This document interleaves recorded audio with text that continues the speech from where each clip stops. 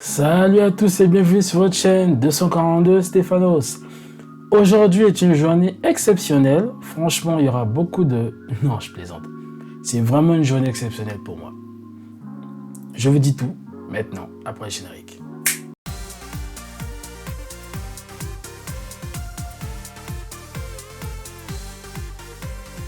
Alors, par où commencer? Bon, je ne sais pas si certains d'entre vous l'avaient déjà vu. J'avais publié une vidéo concernant le test d'un jeu qui s'appelle Untotheend.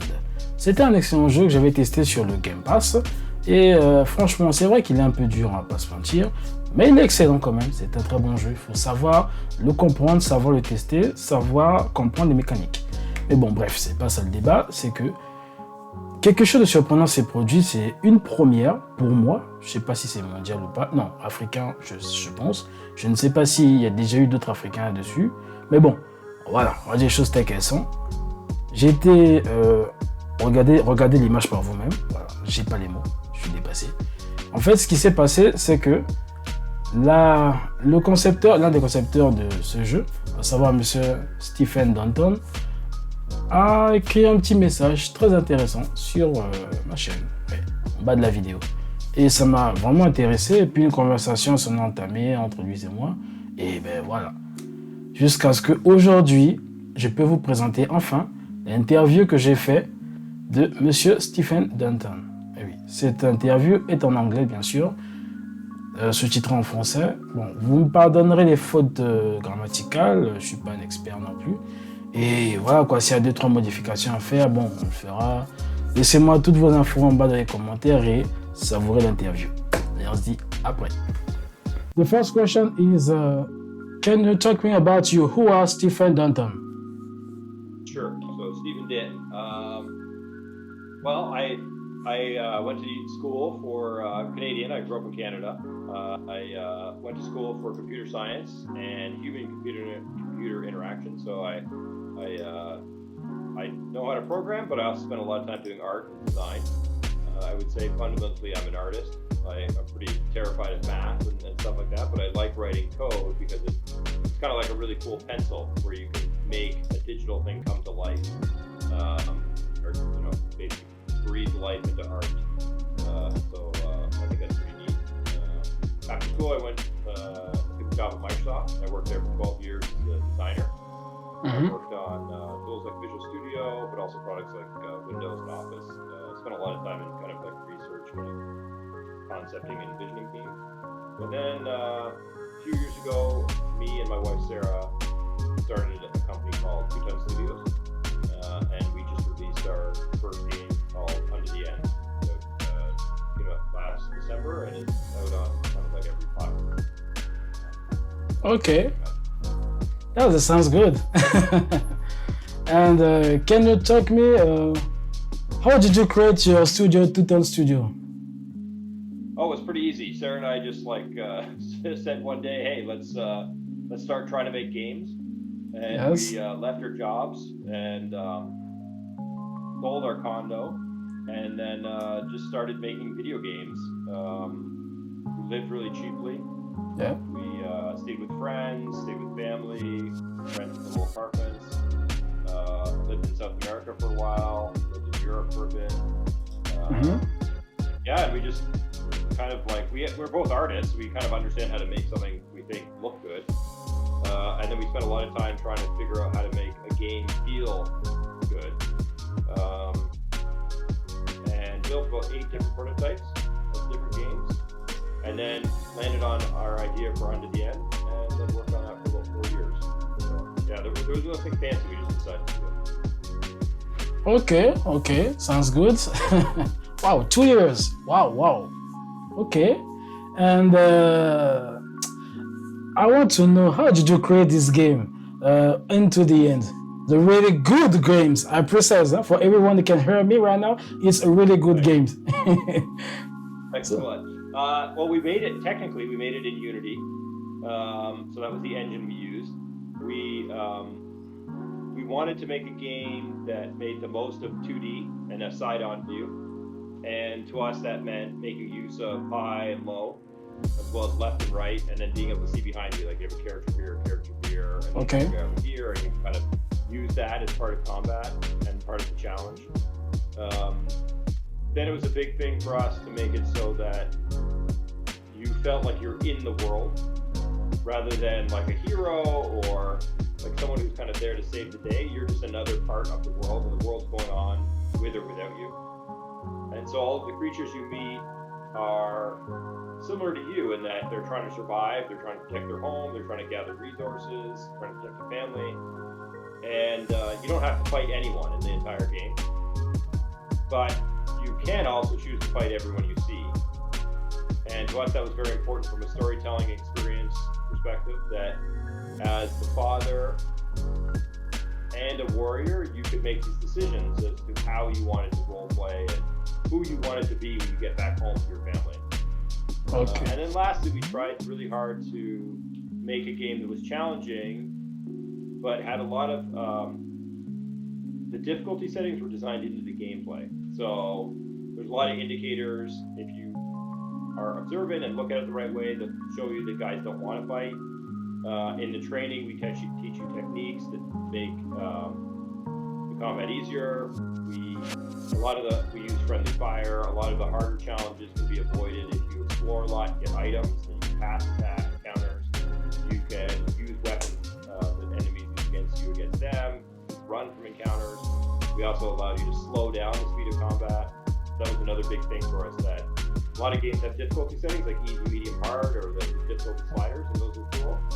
But we thought it was more interesting to make it so that you could actually change the difficulty of the game within the game itself by being observant, having smart insights, things like that. That to us, that was much more better designed. Oh, okay. I see. It wasn't easy to do that. No, it was a lot of work, and it was breaking a lot of convention because, you know, like first off, the side-on view, everyone expects fast-paced hack and slash, where you're just beating guys up. Yeah. And Unto the End is very deliberate, and it's more strategic, and it's more about staying calm and then finding the opportunities to strike, which is quite a bit different than a lot of side-on games. And then the other thing is that every opponent in Unto the End is challenging. So the kind of the traditional model is you have a bunch of kind of grunt or crappy trash enemies, and then you have a boss. And then you have a bunch of trash guys and then another boss. And that frames the game as though you are good and the enemies are evil. And Okay. you're vanquishing evil.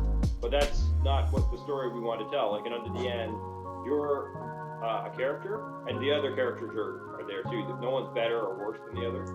But all the characters you face are smart, capable, like intelligent creatures, and so it was important for us that you could avoid them, but if you chose to fight them, they would be a very much equal match for you.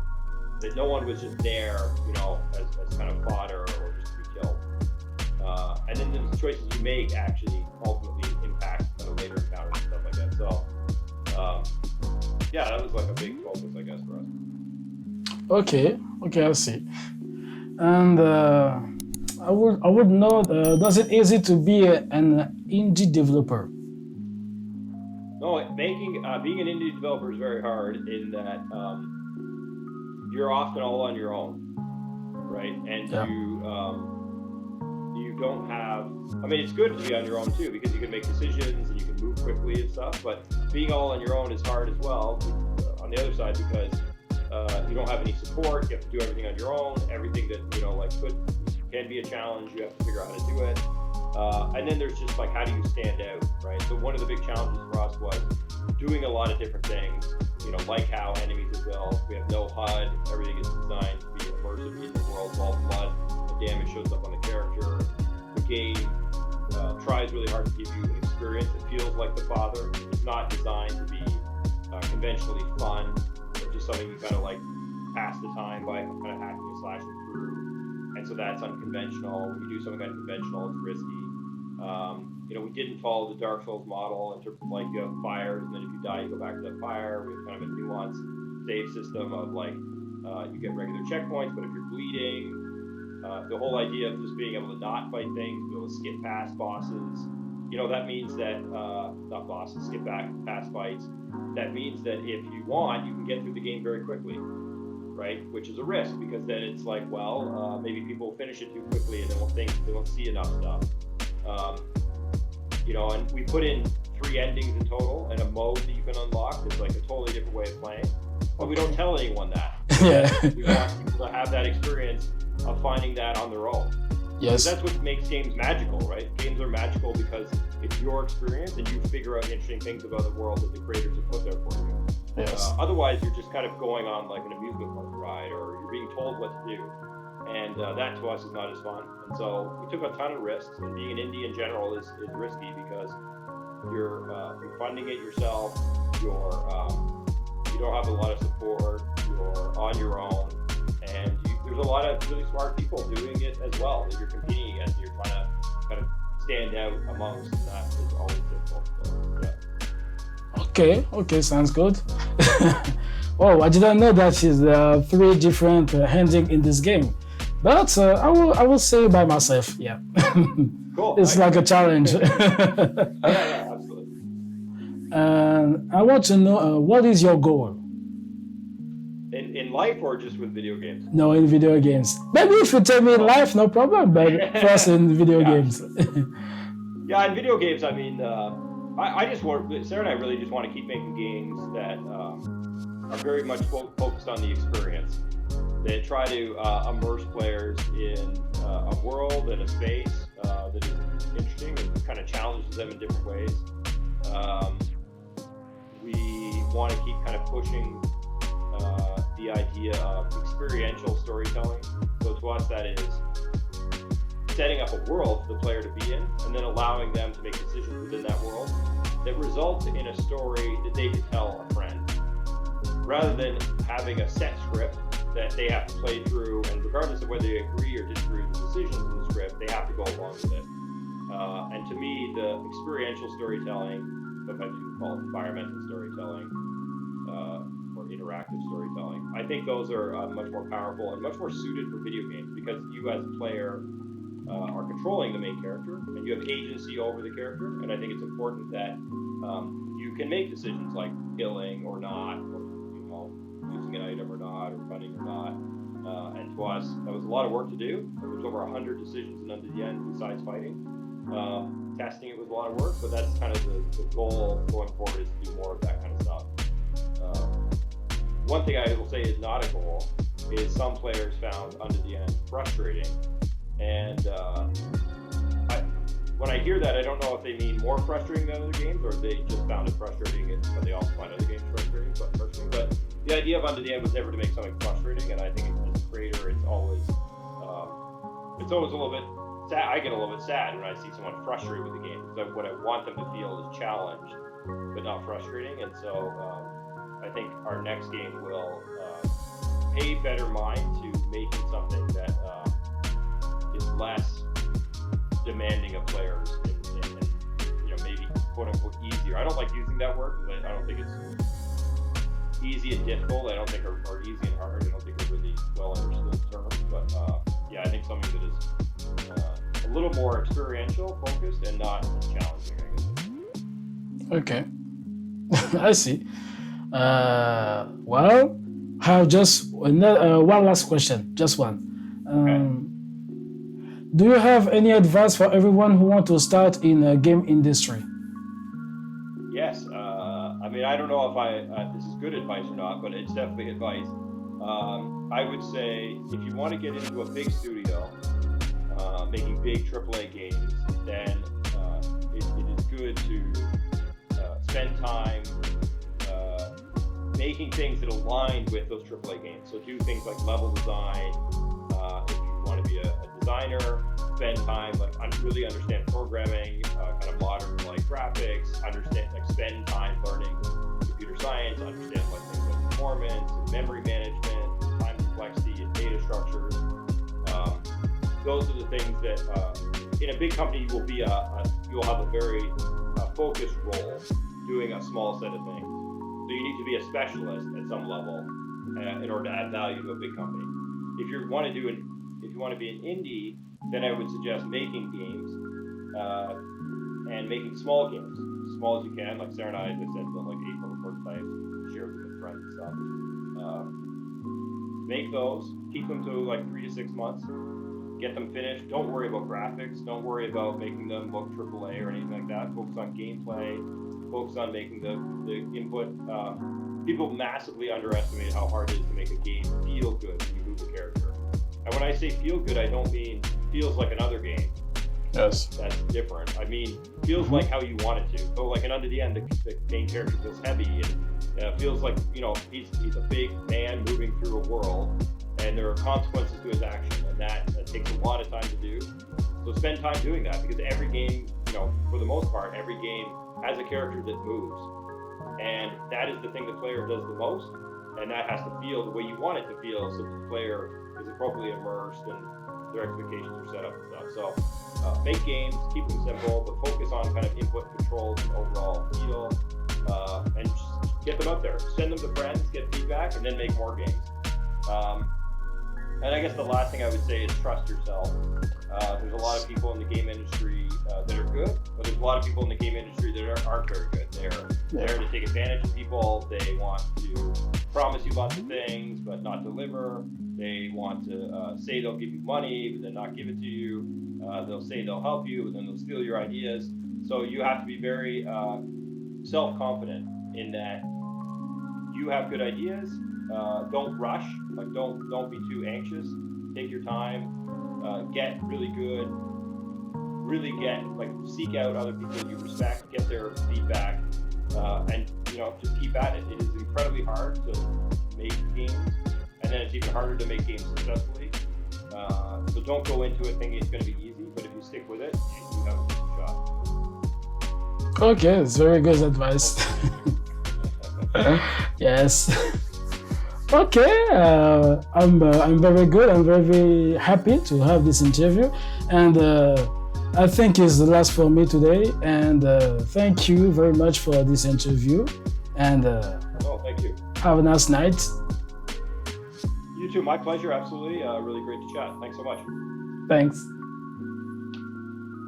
Je tiens énormément à remercier Monsieur Stephen Danton ainsi que tout un studio, et franchement ça m'a vraiment plu de pouvoir faire cette interview. C'est quelque chose de très intéressant, c'était franchement très touchant de leur part. Et oui les amis, j'espère que cette interview vous a plu. Franchement c'était très intéressant. Bon on ne sait pas tout le temps que ça pourrait arriver, on ne sait pas si on aura une prochaine fois ou pas, tout dépend de la vie. Mais bon, si cette vidéo vous a plu, n'oubliez pas de laisser un petit pouce bleu, de laisser un commentaire dans la barre des commentaires, et aussi de vous abonner à la chaîne pour plus d'informations. Et c'est pas encore terminé, il y a encore du lot qui va arriver très bientôt. Oui, excusez-moi si je bafoue un peu, c'est que il est tard, je suis très fatigué, ça m'a pris du temps pour faire cette vidéo, la monter, tout ce qui va avec. Vous savez, l'Afrique, le problème d'électricité, bon bref, on va pas s'attarder dessus. Et on se dit à très bientôt pour de nouvelles vidéos. N'oubliez pas aussi de me suivre sur la chaîne Télé Nanga pour ceux qui sont au Brazzaville. Je suis disponible partout. Et il y a encore plein de news qui arrivent, hein. Ah oui, allez, à bientôt. Bye. Oh.